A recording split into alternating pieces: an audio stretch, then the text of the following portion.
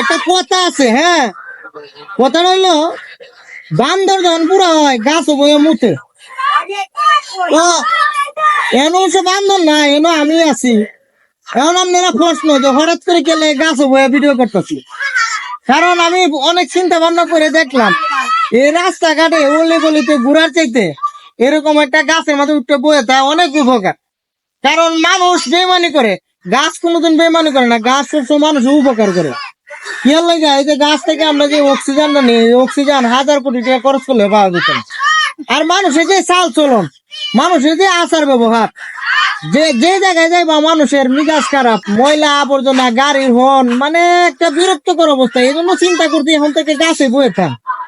সবচেয়ে নিরাপদ জায়গা হইলো গাছ।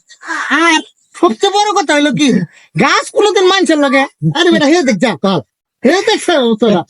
মানে গাছ কোনোদিন মানুষের লগে বেমানি করে না। এটা আল্লাহ পাকের সৃষ্টি একটা জিনিস, খুব উপকারী একটা জিনিস। এই জন্য যত অবসর সময় পাইবেন আজে বাজে জায়গায় আড্ডা না মারে সবাই গাছ হইতে বয়ে থাকে, কারণ গাছ কোনোদিন মানুষের লগে বেমানি করে না, ঠিক আছে।